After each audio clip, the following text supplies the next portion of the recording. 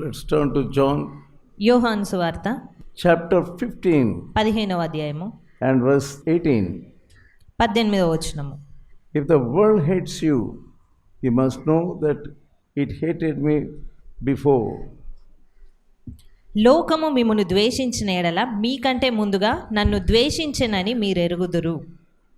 A true believer must expect that the world hates him. నిజమైన విశ్వాసి ఎలాగా ఊహించగలడు అని అంటే ఖచ్చితంగా లోకము అతన్ని ద్వేషిస్తుంది అనేటువంటి విషయాన్ని గ్రహించగలుగుతాడు. That's why we must always study the word of God. అందు నిమిత్తం మనము అన్ని వేళలా దేవుని వాక్యాన్ని చదవాలి. When you read the word of God day in and day out, you will not have any doubt in Christian life. మీరు ప్రతి దినము కూడా వాక్యంను ధ్యానిస్తూ ఉన్నప్పుడు మీకు ఎలాంటి అనుమానాలు అనేవి ఉండవు. It delights in the word of God. యెహోవా ధర్మశాస్త్రం నందు ఆనందించుచు దివారాత్రము దాన్ని ధ్యానించువాడు ధన్యుడు. He delights in reading, studying, meditates. He delights in meditating the word of God. అటివాడు దినము రాత్రి దేవుని వాక్యంను ధ్యానించుట యందు సంతోషిస్తాడు. God speaks to us daily. దేవుడు ప్రతిదినం మనతో మాట్లాడతారు. But you are not going and sitting in the presence of God. కానీ మనము దేవుని సన్నిధిలోనికి వెళ్ళి కూర్చోవడం లేదు. He has good thoughts for us. మన ఎడల ఆయన మంచి తలంపులు కలిగి ఉన్నారు. Higher thoughts for us. ఉన్నతమైనటువంటి తలంపులు. Our thoughts are useless thoughts. మన తలంపులు కేవలం నిష్ప్రయోజనమైనవి. Our thoughts are worldly thoughts. మన యొక్క తలంపులు కేవలము లోకానుసారమైన తలంపుల వలె ఉన్నవి. But his thoughts are higher than the heaven. కానీ ఆయన తలంపులు ఆకాశం కంటే కూడా ఎత్తుగానున్నవి. The thoughts for David were higher and higher thoughts. దావీదు ఎడల దేవుడు కలిగిన తలంపులు ఎంతో ఎంతో ఉన్నతంగా ఉన్నాయి. He was in the sheepfold. అతడు ఆ గొర్రెల దొడ్డిలో ఉన్నాడు. He was a shepherd. గొర్రెల కాపరిగా. He was an ordinary young boy. ఒక సామాన్యుడైన యవనస్తుడిగా అతడున్నాడు. What were the thoughts of God for him? దేవుడు దావీదు ఎడల కలిగి ఉన్నటువంటి తలంపులు ఏ రీతిగా ఉన్నాయి? Great thoughts. గొప్ప తలంపులు. He chose David. ఆయన దావీదును ఎన్నుకున్నాడు. His own brothers could not imagine what he would become. ఆయన సొంత సహోదరులు కూడా అతను ఏం అవ్వబోతున్నాడు అనేది వారు ఊహించలేకపోయారు. They lightly treated him. వారు ఎంతో తేలిగ్గా ఎంచారు. Even his father lightly treated him. అతని తండ్రి కూడా అతన్ని ఎంతో తేలిగ్గానే ఎంచాడు. When prophet Samuel came to his house, సమూయేలు ప్రవక్త యెషయి వాళ్ళ ఇంటికి వచ్చినప్పుడు, దావీదు ఇంటికి వచ్చినప్పుడు David was not there. దావీదు ఇంటి దగ్గర లేడు. He was at the sheepfold. అతడు గొర్రెల దొడ్డిలో అక్కడ ఉన్నాడు. When Samuel saw the first son, సమూయేలు యెషయి యొక్క మొదటి కుమారుని చూసినప్పుడు he thought that was the right person to anoint. సమూయేలు తలంచాడు, అతనే సరి అయిన వ్యక్తి, నేను అభిషేకించవలసిన వాడు ఇతడే అనుకున్నాడు. Then the next one. ఆ తర్వాత వ్యక్తి. But likewise, he never expected that there is another little boy somewhere there. కానీ ఆ తర్వాత అందరు అయిపోయాక ఇంకొకరు ఉన్నారు అనేటువంటిది అతను. Even his father was not mentioning about him. అతని తండ్రి కూడా అతని ఎడల, దావీదు ఎడల గొప్పగా ఏమి తలంపులతో లేడు. But when Samuel asked, is there any other one than these people?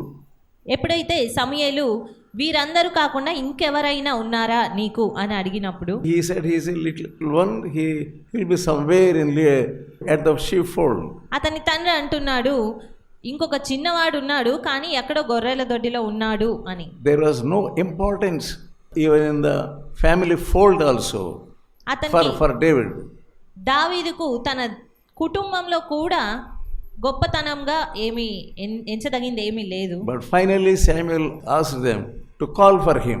కానీ చివరికి సమూయేలు ఆ యొక్క చిన్నవాడిని పిలువనంపండి అన్నాడు. When he came, దావీదు వచ్చినప్పుడు he was so beautiful. ఎంతో అందమైన వ్యక్తి, beautiful eyes. మంచి నేత్రములు కలిగిన వాడు. That God told Samuel, this is the one I chose. అప్పుడు దేవుడు సమూయేలుతో చెప్తున్నాడు, నేను ఎన్నుకున్న వ్యక్తి ఇతనే అని. Man may not choose you. మనుషులు మిమ్మల్ని ఎన్నిక They may చేయకపోవచ్చు, hate you. They may ignore you. వారు మిమ్మల్ని నిర్లక్ష్యం చేయవచ్చు. But if you are with God, కానీ మీరు దేవునితో ఉన్నట్లయితే, David always was with God. దావీదు అన్ని వేళలా దేవునితో సహవాసం కలిగి ఉన్నాడు. God did so many great things from David.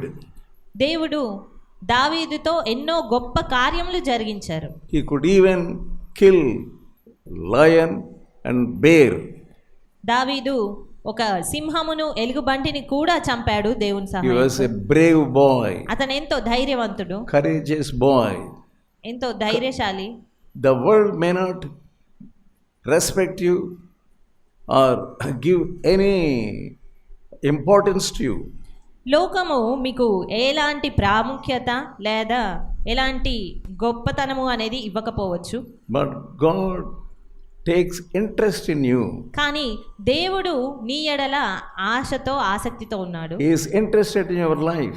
ఆయన నీ జీవితం పట్ల ఆశతో ఆసక్తితో ఉన్నాడు. Some people are always suffer with weak thoughts. కొంతమంది అన్ని వేళలా ఎంతో బలహీనమైన తలంపులతో బాధపడుతూ ఉంటారు. They are discouraged. వారు ఎంతో నిరుత్సాహంతో ఉంటారు. But when you come before the living God, కానీ జీవం కలిగిన ఈ దేవుని ముందరికి మనం వచ్చినప్పుడు you get strength.